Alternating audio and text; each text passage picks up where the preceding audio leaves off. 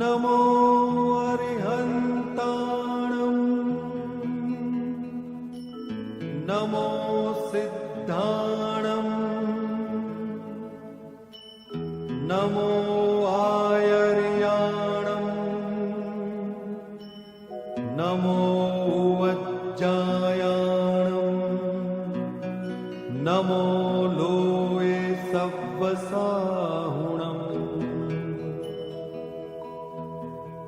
एसो पंच नमुक्कारो सर्वपावपणासनो मंगलाणं च सव्वेसिं परमं हवै मंगलम्। अज्ञानतिमिरान्धानाम् अज्ञानाञ्जनशलाकया चक्षुः उन्मीलितं येन तस्मै श्री गुरवे नमः। परापर गुरुवे नमः। परम पराचार्य गुरुवे नमः। परम गुरुवे नमः। ओम।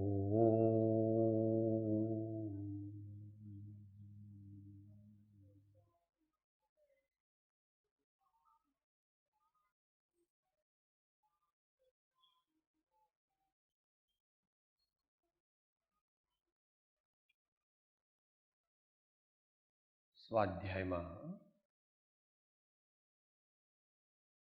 વિચારણા ચાલે છે કે કેવું જ્ઞાન પ્રાપ્ત કરીએ તો જીવનમાં સમાધાન થાય,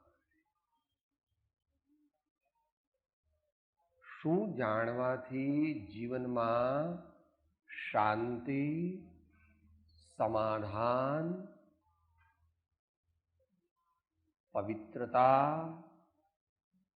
સદગુણોનો સંચાર આવું બધું થાય તો જીવન એટલે આપણું આ મનુષ્યની જિંદગી સફળ થાય.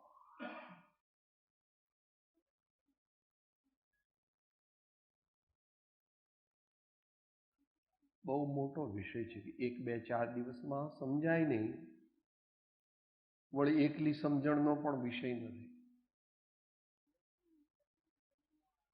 છતાં અહીંયા અત્યારે સમજણની મુખ્યતાથી વાત ચાલી રહી છે.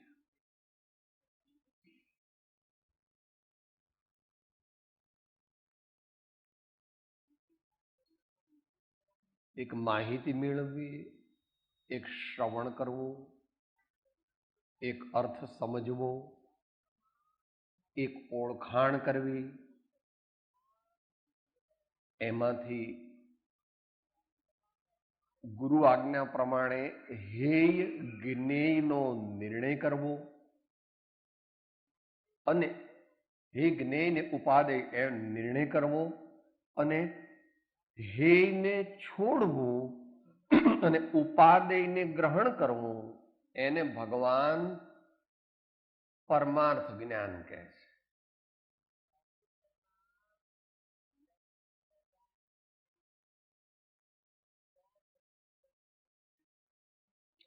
સળગતા કોલસાને અડાય નહીં એવું ક્યારે જાણું કહેવાય? એને ન અડે તો.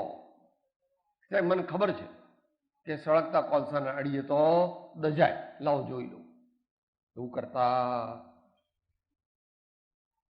સાહેબ આમાં ઝેર છે એટલે ઝેર ખાઈએ તો આપણને નુકસાન થાય, પ્રયોગ તો કરું, લાવો થોડું ઝેર ખાઉં. એવો પ્રયોગ કરતા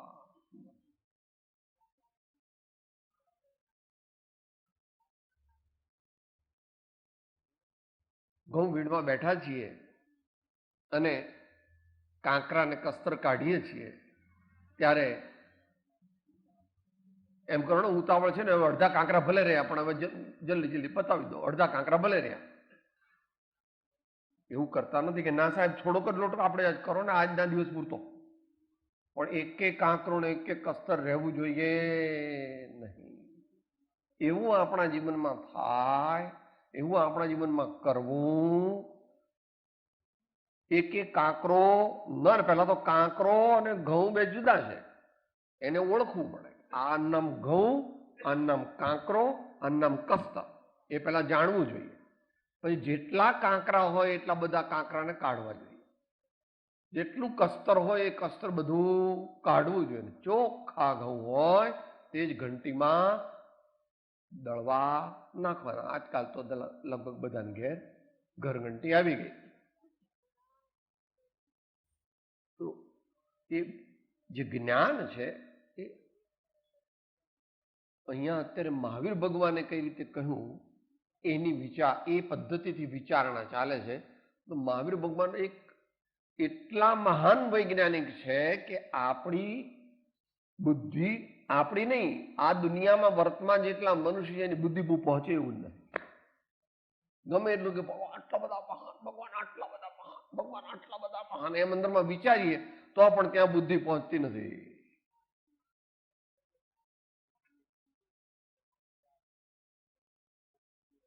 તો શું કરવું?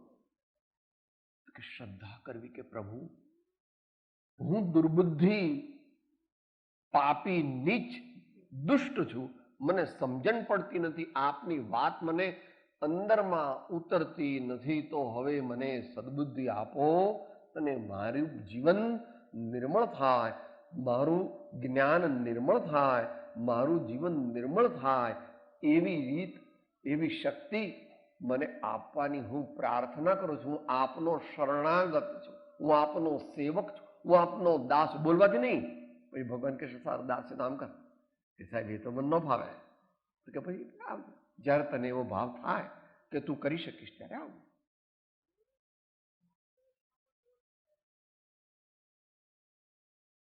તો હવે જે અત્યારનો વિષય છે એમાં દુનિયાના લોકો જેને ધર્મ તરીકે ઓળખે છે એવું જ્ઞાન જે સેક્શનમાં છે એ સેક્શનનું વર્ણન કરે છે. ભગવાનનું જ્ઞાન અનેક સેક્શનમાં છે. ભગવાન બહુ મોટા પુરુષ છે. જેમ તમે દુનિયામાં મોટા છો, અમારી પાસે અત્યારે 50 કરોડ રૂપિયા છે, પણ કે 50 કરોડ કે બેંકમાં નથી મૂક્યા, એફડીમાં. બધું વ્યવહારથી. એક પાઈ પણ તમારી નથી ને આ શરીર પણ તમારું નથી. આ શરીર છોકરા કે શિષ્યો બાળવાના. તું તો એકલો તારા પુણ્ય પાપ અને સંસ્કાર સહિત જવાનું. તું એટલે હું, તું હું એટલે આપણે.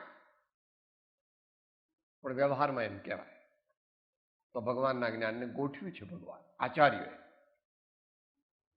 એને ચરણાનુયોગ એમ કહે છે. એનો અર્થ શબ્દને અનુરૂપ છે. આપણે જગતના જીવો જે પ્રકારનું આચરણ કરે એ આચરણની જેમાં સમજણ આપી હોય, આચરણની જેમાં વ્યાખ્યા કરી હોય ને જગતના જીવો પણ સમજી શકે એ રીતે વ્યાખ્યા કરી હોય એને ચરણાનુયોગ કહે છે.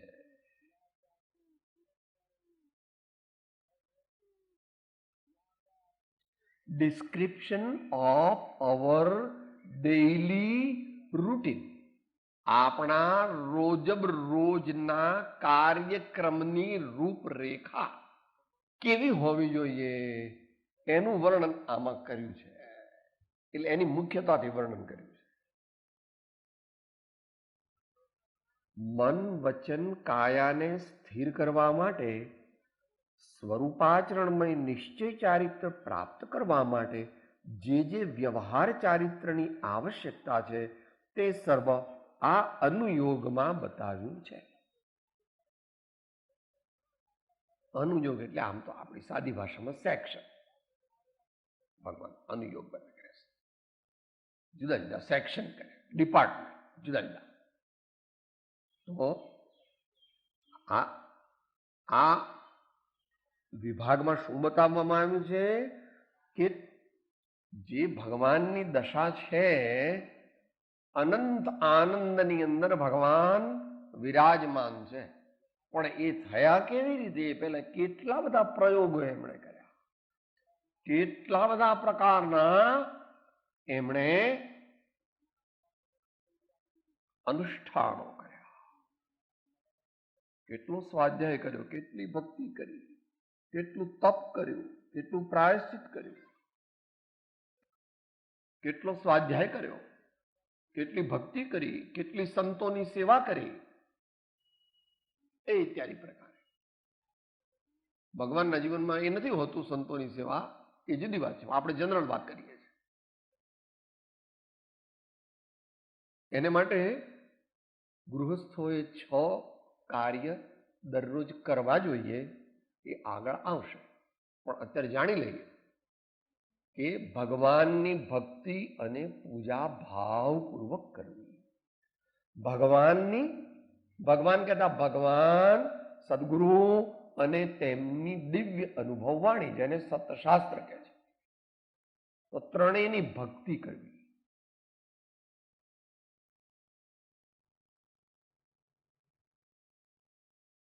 દરેક ગૃહસ્થનું કર્તવ્ય છે. ગુરુ પાસથી અલગ મૂકી છે. સંતોની, સદગુરુઓની, ધર્માત્માઓની, ગુણિયલજનોની સેવા કરવી હર પ્રકારે, હર પ્રકારે.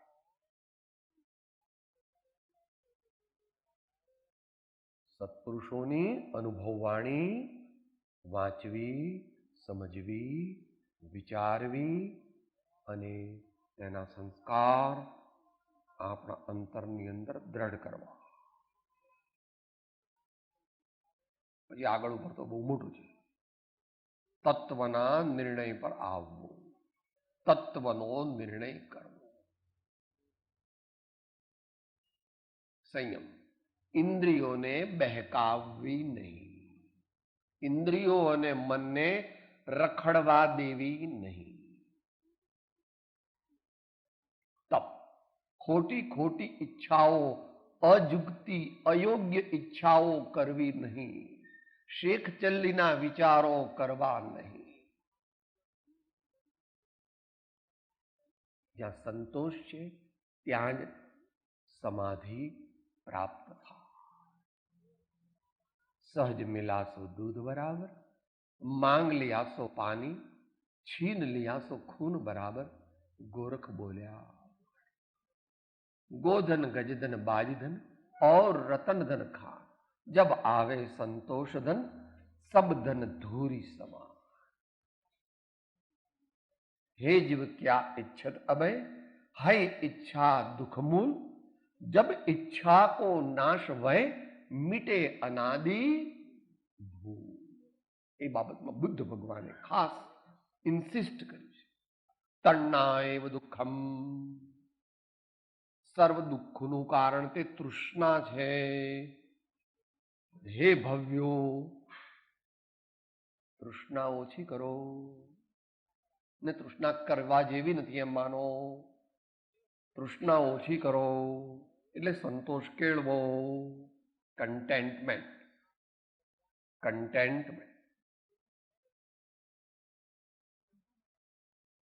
દાનમ, એ ફરીથી એની એ જ વાત, પણ ગૃહસ્થોને મુખ્ય છે. એટલે ધન આદિ પ્રત્યેનો રાગ ઘટાડવા અને સંતોષ ગુણની વૃદ્ધિ કરવા. જે પોતાનું કહેવાય છે એવા પૈસા, મકાન, વસ્ત્ર, દવા વગેરે ભાવપૂર્વક યોગ્ય વ્યક્તિઓને આપવા.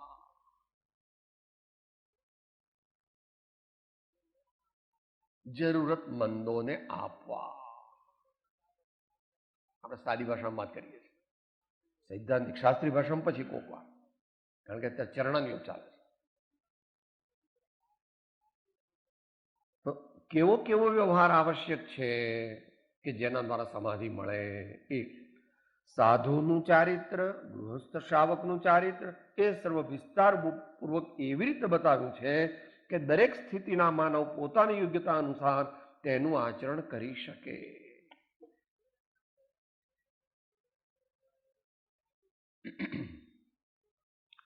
દુનિયાનું દરેક કાર્ય પોતાની શક્તિ અનુસાર થઈ શકે. તમારી દુનિયામાં સ્વીકૃત કરવામાં આવે છે, તમારી દુનિયામાં સ્વીકાર કરવામાં આવે છે કે દરેક મનુષ્ય પોતે પોતાની શક્તિને અનુરૂપ કાર્ય કરી શકે. એ પછી શક્તિ ધીમે ધીમે વધારે કરી. પણ અત્યારે આપણે કે સાહેબ હું 500 દંડ ને 1000 બેઠક કરું, કે ભાઈ રહેવા દે, 500 દંડ ને બેઠક અત્યારે ન કરાય. એ તો જે કોઈ યોગ્ય વ્યક્તિને પૂછીને, સાહેબ મારે 5 લાખનું દાન દેવું છે, હવે તારી શક્તિ હોય એ પ્રમાણે બરાબર છે.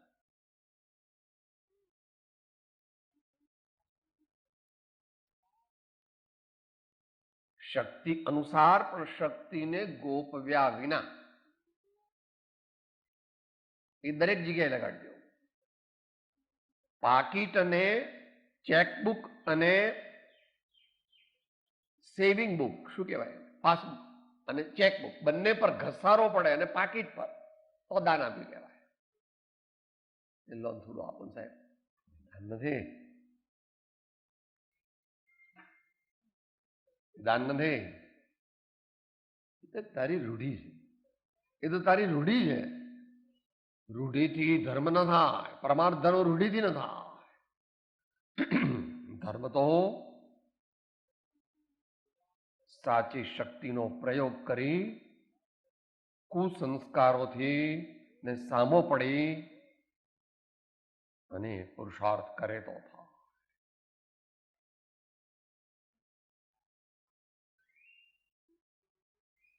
મન કે છે નાના કોઈને કંઈ આપવું નથી, અને ભગવાન કે છે તારું કંઈ છે જ નહીં, માટે ઉદારતાથી આપ. પણ લોભના સંસ્કાર દ્રઢ છે અને અજ્ઞાનના સંસ્કાર દ્રઢ છે, તેથી તે કરી શકતો.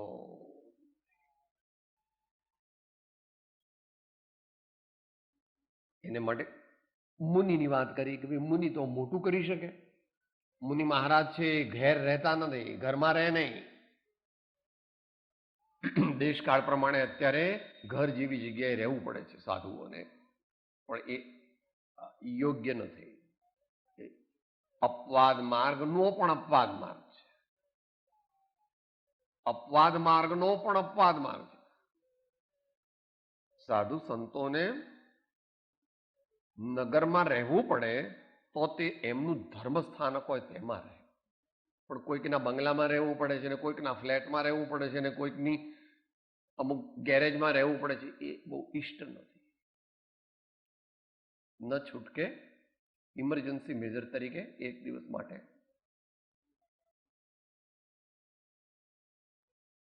એ તો હતો ત્યાં જ આવ્યો પાછો. ફ્લેટ ને બંગલામાં તો તું રહેતો હતો, અને મુનિ થયો તે શેને માટે થયો?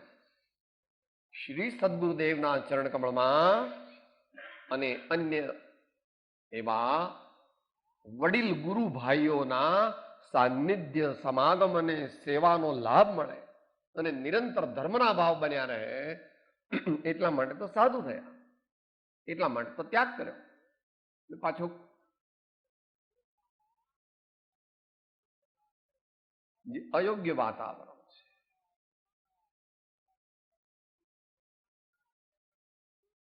પત્રાંગ 100, પત્રાંગ 100 નહીં, શિક્ષાપાઠ 100. અયોગ્ય સ્થળે જવું અથવા અયોગ્ય સ્થળે રહેવું. અયોગ્ય સ્થળે જવું અથવા અયોગ્ય સ્થળે રહેવું નહીં. તો મુનિના આચાર, તેઓ તો પૂરી અહિંસા પાળે, પૂર્ણ બ્રહ્મચર્ય પાળે, પૂર્ણ અપરિગ્રહી હોય. ગૃહસ્થ શ્રાવકનું ચારિત્ર એ પોતાની શક્તિ પ્રમાણે એક દેશ, એટલે એના વ્રતનું નામ અણુવ્રત કહેવાય. એનું નામ અણુવ્રત કહેવાય. પોતાની શક્તિ પ્રમાણે એ કરે છે, પણ ગુરુની આજ્ઞા પ્રમાણે. એ સર્વ વિસ્તારપૂર્વક એવી રીતે બતાવ્યું છે કે દરેક સ્થિતિના માનવ પોતાની યોગ્યતા અનુસાર તેનું આચરણ કરી શકે.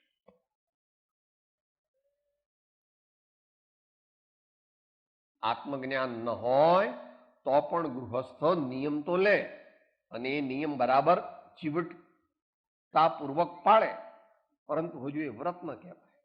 એ વ્રત તો જ્યારે આત્મજ્ઞાન થાય પછી એ વ્રત બને. કયું સૂત્ર ભાઈઓમાંથી? અહીંયા બોલો બરાબર. નિશ્ચલ્યો વ્રતી, નિશ્ચલ્યો વ્રતી. માયાચારના ભાવ, ખોટી માન્યતાના ભાવ અને ધર્મકરણી દ્વારા મને દીકરા મળે, બંગલા મળે, મોટર મળે અથવા સ્વર્ગનું સુખ મળે, રિદ્ધિ સિદ્ધિ મળે, અગ્નિ પર ચાલી શકું, હવામાં ઉડી શકું, એવું બધું મારે જોઈએ છે એવું માને, એવી અંદરમાં ઈચ્છા કરે તો એને વ્રત હોય? એને સાચું વ્રત હોય નહીં. ભગવાનના ક્રાઇટેરિયા થોડા. ભગવાન મોટા પુરુષ, ભગવાન બેઝિક વસ્તુમાં કોમ્પ્રોમાઇઝ ન કરે, ઉપવસ્તુઓમાં કરે. In fundamental principles there are no compromises. એને નિશ્ચય કહે છે. સાથે બોલો. એક હોય ત્રણ કાળમાં પરમારથનો પંથ, પ્રેરે તે પરમાર્થને તે વ્યવહાર સમન. મૂળ માર્ગમાં કન્વર્ટ કરો. બોલો. મૂળ માર્ગમાં એને કન્વર્ટ કરો. લિંગ અને ભેદો જે વ્રતના રે, દ્રવ્ય દેશ કાળાદિ ભેદ મૂળ માર્ગ સાંભળો જીનનો રે. પણ જ્ઞાનાદિની જે શુદ્ધતા રે, તે તો ત્રણે કાળે અભેદ મૂળ માર્ગ સાંભળો જીનનો રે. મૂળ માર્ગ સાંભળો જીનનો રે.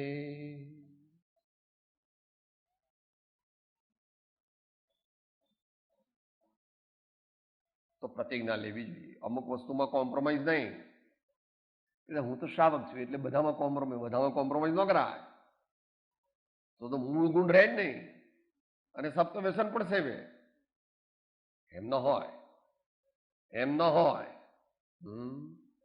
There is not to question why, there is but to do or die. હરિનો માર્ગ છે શુરાનો, નહીં કાયરનું કામ જોને. પ્રથમ પહેલું મસ્તક મૂકી વળતી લેવું નામ જો. યોગ્ય કોમ્પ્રોમાઇઝ સદગુરુને પૂછીને થઈ શકે, પણ તારી મતિ કલ્પનાથી દરેક વસ્તુમાં કોમ્પ્રોમાઇઝ કરે તો મોક્ષ માર્ગ રહે જ નહીં. આ દેહધારી 30 કાણા વાળું કપડું પહેરે તો કપડા પહેરવાનો શું અર્થ રહ્યો? કે સાહેબ આ મારું કપડું છે ને એમાં 30 કાણા છે, આટલા. એનો અર્થ એમ થયો કે કપડું પહેરી જ નથી, જરીક જરીક કપડું છે, કપડું છે જ નહીં. એમ આપણે એવા નિયમ લઈએ, એવા વ્રત લઈએ, એવું આચરણ કરીએ કે જેમાં બધું ચાલે સાહેબ, બધું ચાલે.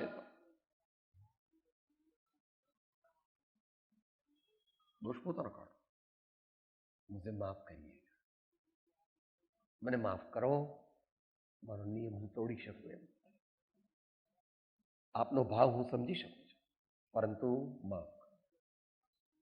એ પ્રમાણે મુનિના વ્રત, ગૃહસ્થના વ્રત અને પોતપોતાની શક્તિ પ્રમાણે મુમુક્ષુ પણ પોતે પોતાને યોગ્ય ગુરુની આજ્ઞા પ્રમાણે સ્વચ્છંદનો નિરોધ કરીને, તીવ્ર કષાયને ઘટાડીને નિયમ આદિનું સેવન કરે છે. શું?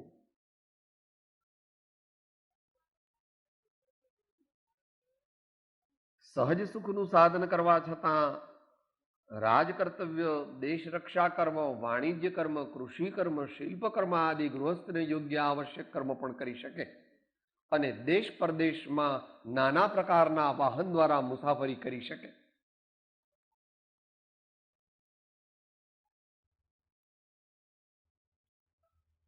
જ્ઞાની અને ગૃહસ્થની વાત ચાલે છે, મુનિની વાત નથી ચાલતી. તો સહજ સુખનું સાધન કરવા છતાં સહજનું સુખનું સાધન જે છે એ શું છે?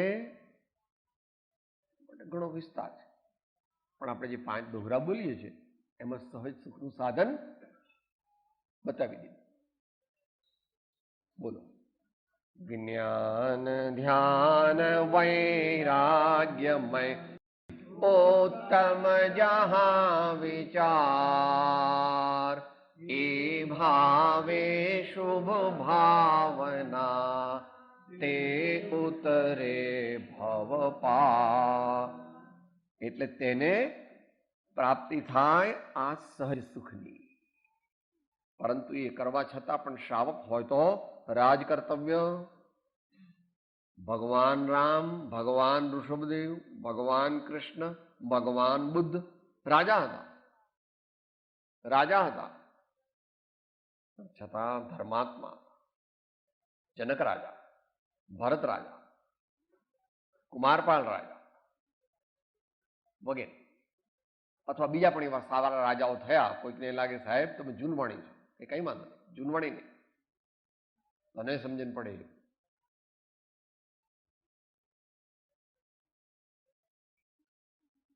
છત્રપતિ શિવાજી હતા, સરદાર વલ્લભભાઈ પટેલ હતા, લાલ બહાદુર શાસ્ત્રી હતા,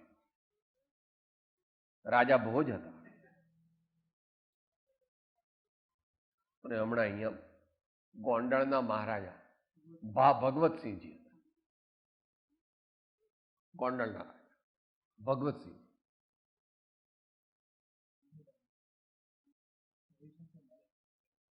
એ રાજા નહોતા ને, આપણા રાજાની વાત ચાલે. શું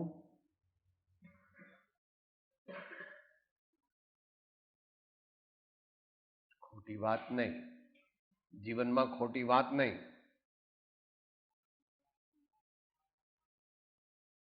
ન્યાય, નીતિ, સત્ય ધર્મનું આચરણ એને માટે કટિબદ્ધ.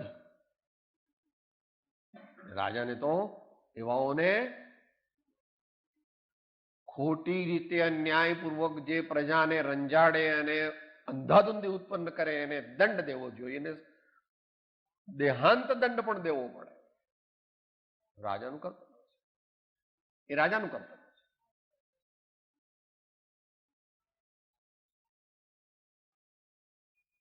ફાંસીની સજા ના આપવી એવું એકાંત નથી, કારણ કે નહીં તો એવી જાતની કડકાઈ ન હોય તો મનુષ્યો ગુનાહિત પ્રવૃત્તિઓ જ કર્યા કરે, જેનો આપણે અત્યારે અનુભવ કરી રહ્યા છીએ. રાજા પણ હોય અને પછી આગળ ભગવતસિંહજીની વાત તો તમને બધાને ખબર છે ને. એમના રાજ્યની અંદર પેલા ડફેર લોકો આવ્યા હતા અને કંઈક લૂંટફાટ કરી ગયા. એ પોતે જ ગયા ઘોડા પર ને એમનો પીછો કર્યો, બધાને પકડ્યા અને ગામની વચ્ચે આટલા આટલા ખાડા ખોદીને, એટલે 4-4 ફૂટના, આટલે સુધી એમને રાખ્યા. આટલું આટલું બહાર રાખ્યું, આટલે સુધી દાટી દીધા. અને પછી પેલા ઘોડેશ્વરને કીધું કે ઘોડો ચલાવો આમના ઉપર ઘોડો ચલાવો. મિયાણા અને ડફેર ને થાય છે ને, ત્યાર પછી ગોંડલમાં કોઈ હિંમત કરી નહીં કે આ પ્રમાણે નિર્દોષ માણસોની હત્યા કરવી અથવા નિર્દોષ માણસોને લૂંટવા. તો જ્યાં જ્યાં જે યોગ્ય છે ત્યાં સમજવું. કોઈ જીવન દુઃખ દેવું નથી, પણ વ્યવસ્થા રાજ્ય વ્યવસ્થાની અપેક્ષાએ ચાલે. ત્યાં આગળ દયાભાવ ન હોય, પુરવાર થાય. જ્યાં દયાભાવ કરવાનો હોય ત્યાં દયાભાવ પણ હોય. રાજાનું કર્તવ્ય બહુ અઘરું છે, બહુ જ અઘરું છે. જ્ઞાની ગુરુ માથે હોય તો વશિષ્ઠને પૂછીને જ રામ બધું કરે.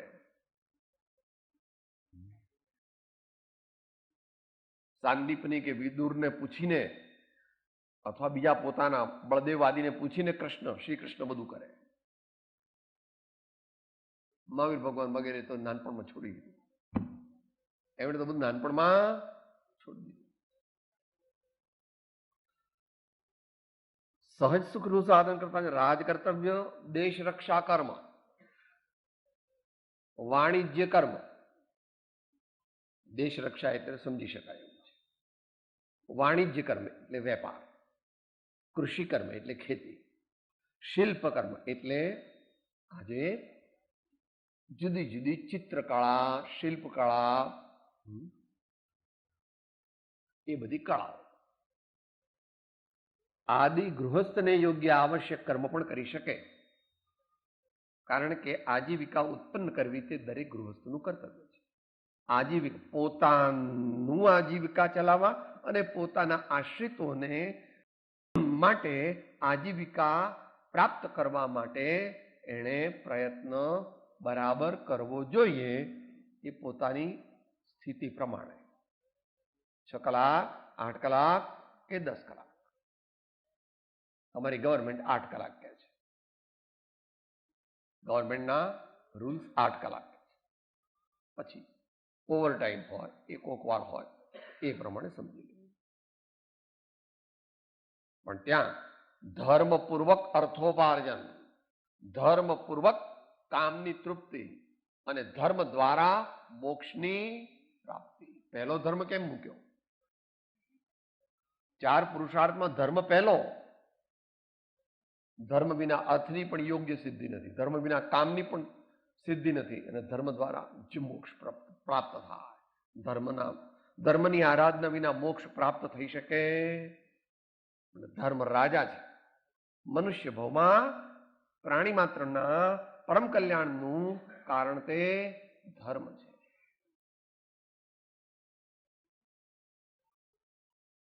હવે બીજા કાર્ય પણ કહે છે. દેશ પરદેશમાં નાના પ્રકારના વાહન દ્વારા મુસાફરી કરી શકે, એટલે પોતાની આજીવિકા માટે જવું પડે તો પણ, અથવા ધર્મ પ્રચારના કાર્યો માટે, વિદ્યાના વ્યાસંગ માટે, એ વગેરે કાર્યો માટે જવું પડે તો પણ તે બરાબર છે. તેની અપેક્ષાએ એ બરાબર છે. આપણો આર્ય ધર્મો હજુ 300-400 વર્ષ પહેલા સુધી છેક ઇન્ડોનેશિયા ને મલાએશિયા ને બધે આર્ય ધર્મો જ હતા. પરંતુ દેશકાળ વિપરીત થવાને લીધે અને આપણે આપણું કર્તવ્ય ભૂલી ગયા હોવાને લીધે બધે આપણે ધર્મ પ્રત્યે ઉદાસીન થઈ ગયા. અને અત્યારે ભારતમાં પણ આપણે એ પ્રમાણે જ છીએ.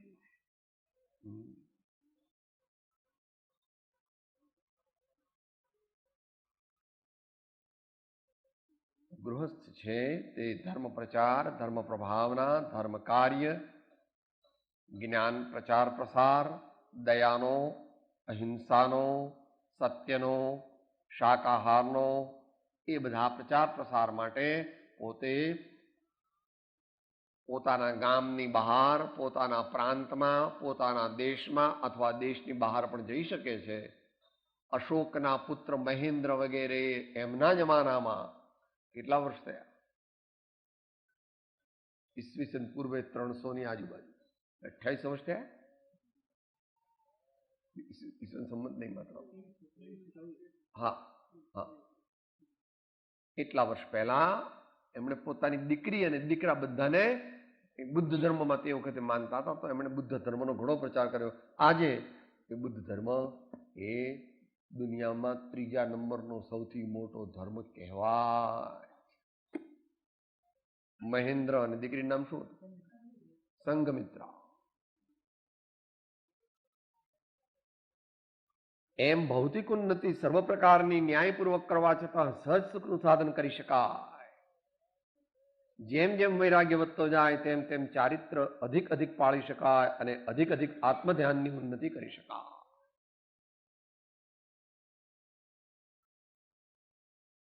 તો ધર્મ, પરમાર્થ ધર્મની પ્રાપ્તિ થોડી થોડી અથવા મધ્યમ કક્ષા સુધી ગૃહસ્થ ધર્મમાં, એટલે ગૃહસ્થ વ્યવસ્થામાં, ધર્મ ગૃહસ્થ વ્યવસ્થામાં રહીને થઈ શકે.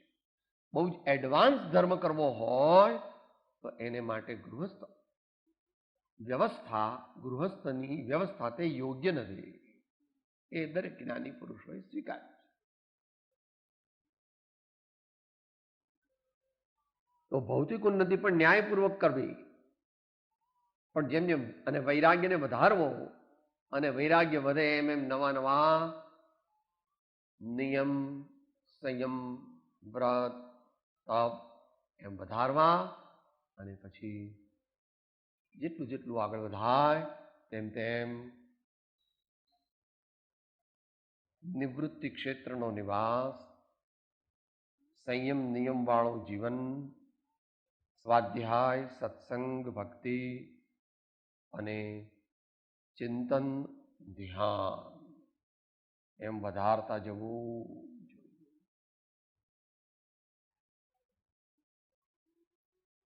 ચોથો, દ્રવ્યાનુયોગ.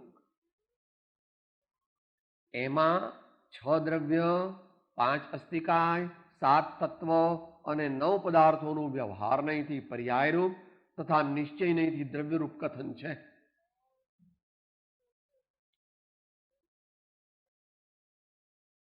આ સૌથી સૂક્ષ્મ છે. આ ને આત્મસાત કરવો સૌથી અઘરો છે. એટલે આમ પણ એને છેલ્લો મૂક્યો છે ક્રમમાં, પણ છેલ્લો એવો નિયમ નથી. ચારેનો સમન્વય કરવા, ચારેનો સમન્વય કરવા અને પોતાની પાત્રતા પ્રમાણે એને આગળ વધારવાનો છે. પણ એ દરેકને આગમ સિદ્ધાંત પદ્ધતિમાં દરેકને દ્રવ્યાનુયોગ વાંચવાની આજ્ઞા કરી નથી. વર્તમાનમાં શ્વેતાંબરામનામાં ઘણા આગમ એવા માનવામાં આવ્યા છે કે જે ગૃહસ્થોએ વાંચવા જોઈએ નહીં, એ આચાર્યોની પરંપરા છે. અને એ વિશેનું થોડું ઇન્ડિકેશન કૃપાળુદેવે કરેલું છે. સેવા કરી છે, બોલો.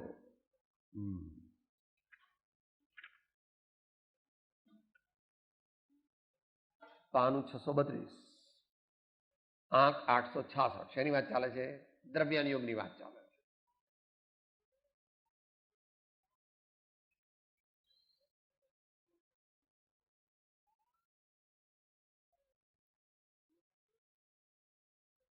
આખો જ પત્ર ઘણો જ અગત્યનો છે, કારણ કે એમાં ઉત્સર્ગ માર્ગ પણ કીધો છે, અપવાદ માર્ગ પણ કીધો છે, સાધના પદ્ધતિ પણ કીધી છે, અને એના ઉપાય પણ કહ્યા. દ્રવ્યાનુયોગ પરમ ગંભીર અને સૂક્ષ્મ છે. નિર્ગ્રંથ પ્રવચનનું રહસ્ય છે. શુક્લ ધ્યાનનું અનન્ય કારણ છે. શુક્લ ધ્યાનથી કેવું જ્ઞાન સમુત્પન્ન થાય છે. મહાભાગ્ય વડે તે દ્રવ્યાનુયોગની પ્રાપ્તિ થાય એમ આ જનરલ સ્ટેટમેન્ટ. આગળ દર્શન મોહનો અનુભાગ ઘટવાથી અથવા નાશ પામવાથી, વિષય પ્રત્યે ઉદાસીનતાથી અને મહત પુરુષના ચરણકમળની ઉપાસનાના બળથી દ્રવ્યાનુયોગ પરિણમે છે. કોઈને આત્મજ્ઞાન પ્રાપ્ત કરવું હોય, રત્નત્રય ધર્મ સમ્યક દર્શન પ્રાપ્ત કરવું હોય તો શું કરવું? દર્શન મોહનો અનુભાગ ઘટાડવો. દર્શન ભોગનો અનુભાગ એટલે એનો જે ક્વોન્ટમ સ્તર, જથ્થો આત્મા ઉપર લાગેલો છે, એ ઘટાડવા માટે જે ઉપાય હોય તે કરવા. અહીં તો કે છે નાશ પામવાથી. એ અત્યારે સર્વથા નાશ નથી પામતો. જેટલો પામી શકે એટલો પામી શકે. વિષય પ્રત્યે ઉદાસીનતાથી.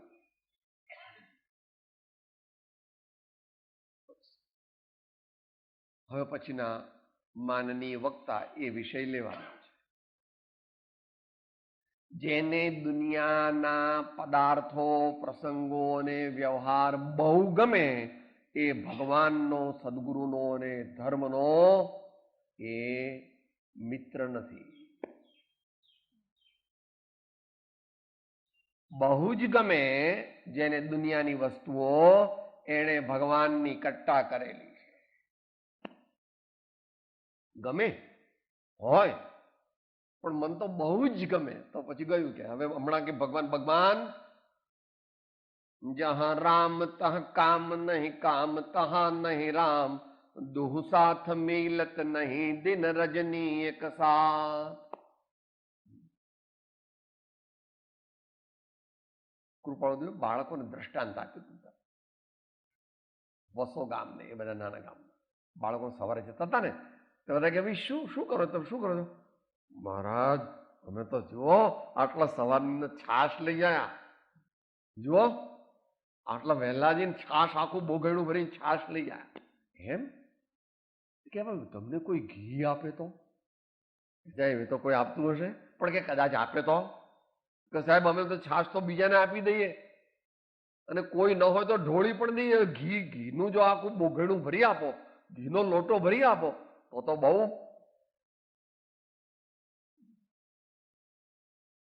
આ છાશ એટલે આ સંસારના પ્રસંગોને પ્રકારોમાં રાચવું. બહુ મજા આવે સાહેબ, આઈસ્ક્રીમ ખાવાની બહુ મજા આવે. બહુ નવી નવી સાડીઓ પહેરી, નવા નવા સફારી સૂટ સાહેબ બહુ પહેરી. આમ તો આપણે તો એક ગાડી હોય ને તો 6 મહિનાથી વધારે રાખવાની નથી. નવી નવી જ ગાડીઓ હોવી જોઈએ. દરરોજ મારે તો ફરસાણ તો જોઈએ જ, 2 ફરસાણ જોઈએ, 2 મીઠાઈ જોઈએ, અથાણામાં ચાલે નહીં, ચટણી પણ જોઈએ. ભાઈ એવું બહુ ન રાખો. સંજોગ પ્રમાણે જ્યાં જે છે તે બધું બરાબર છે. આપણે ભૂખ મટાડવાનું પ્રયોજન છે. Plane living and high thinking, સાદું જીવન અને ઉચ્ચ વિચાર અપનાવ્યા વિના ભગવાનનો દ્રવ્યાની ખબર ન પડે. પરિણમે નહીં વિષય પ્રત્યે ઉદાસીનતાથી 5 વિષય અને 6ઠું મન. મંજીભાઈ કહે એમ કરવું નહીં, પણ શ્રી ગુરુની આજ્ઞા હોય તેમ કરવું. મંજીભાઈ જે છે એ કહે તેમ કરવું નહીં. મોટા મોટા મુનિઓને હરાવે એમના મન એટલે એને થોડું થોડું અત્યારથી જ એને થોડું થોડું બેહાડી દેવું. બેસા બેસા બેસા. એટલા ભગવાન 17માં મનડું દુરારાજ્ય તે વશ આણ્યું, આગમથી મતિ આણું, આનંદ ઘન પ્રભુ માહરું આણો, તો સાચું કરી માનું હો કુંતુજીન મન ડૂકી મહીન બાજે, ઓ કુંતુજીન મન ડૂકી મહીન બાજે. સંપૂર્ણ કંટ્રોલ કરી શકતા નથી. છે મોટા યોગીશ્વર, મહાજ્ઞાની. અત્યારથી થોડું થોડું થોડું થોડું થોડું એને બહુ રિસ્પોન્સ નહીં આપવાનો. બરાબર છે, ચાલશે, ફાવશે, ભાવશે નહીં. અને મહત્પુરુષના ચરણકમળની ઉપાસનાના બળથી દ્રવ્યાનો યોગ પરિણમે છે. અહીંયા ચરણાનો યોગ આવ્યો, અહીં ચરણાનો યોગ લીધો. મહત્પુરુષના ચરણકમળની ઉપાસનાના બળથી.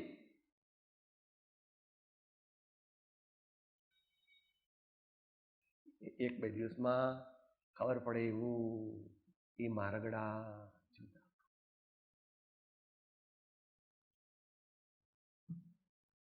સદગુરુ સંતો અને ધર્માત્માઓનું દાસત્વ ઉપાસ્યા વિના કદાપી દ્રવ્યાનુયોગ પરિણમતો. એટલે દ્રવ્યાનુયોગ પરિણામ આવવા માટે ઉપાય અને એના સ્ટેપ્સ ગાતા અંત મંગળ બોલીએ. આત્મસિદ્ધિ એનો ક્રમ. સેવે સદગુરુ ચરણને, ત્યાગે દઈ નિજ પક્ષ, પામે તે પરમાર્થને નિજ પદનો લે લક્ષ. સ્વચ્છંદ મત આગ્રહ ત્યજી, વરતે સદગુરુ લક્ષ. સમકિત તેને ભાખ્યું, કારણ ગણી પ્રત્યક્ષ. અને એનું લોજિક શંકરાચાર્યજીએ આપ્યું છે વિવેક ચૂડામણીમાં. સત્સંગત વે નિસંગત્વમ, નિસંગત વે નિર્મોહત્વમ, નિર્મોહત્વ નિશ્ચલ ચિત્તમ નિશ્ચલ ચિત્તે જીવન મુક્તિ. એ પ્રમાણે આપણને દ્રવ્યાન યોગ એટલે આત્મા આદિ ગહન તત્વોનું અને જગતનું ના પદાર્થોનું વર્ણન ભગવાને કર્યું છે. એ જાણી અને આપણા આત્માને સમીપ આપણે આવીએ, આત્મભાવની સમીપ આવીએ, પુણ્ય તરફ આવીએ, શુદ્ધ આત્માની નજીક આવીએ, ધર્માત્માઓની ના સાનિધ્યમાં રહીએ અને એ રીતે આપણા આત્માના કલ્યાણના માર્ગને પામીએ. એ આપણા જીવનનું કર્તવ્ય છે. એમાં જ આપણા જીવનની પારમાર્થિક સફળતા રહેલી છે. સદગુરુ દેવ પરમ કૃપાળો દેવ કી, ત્રિલોકનાથ કી, સબ સંતન કી આનંદ. હું આત્મા છું, આપનો સેવક છું, સૌનો મિત્ર છું. હું આત્મા છું, આપનો સેવક છું, સૌનો મિત્ર છું. હું આત્મા છું, આપનો સેવક છું, સૌનો મિત્ર છું.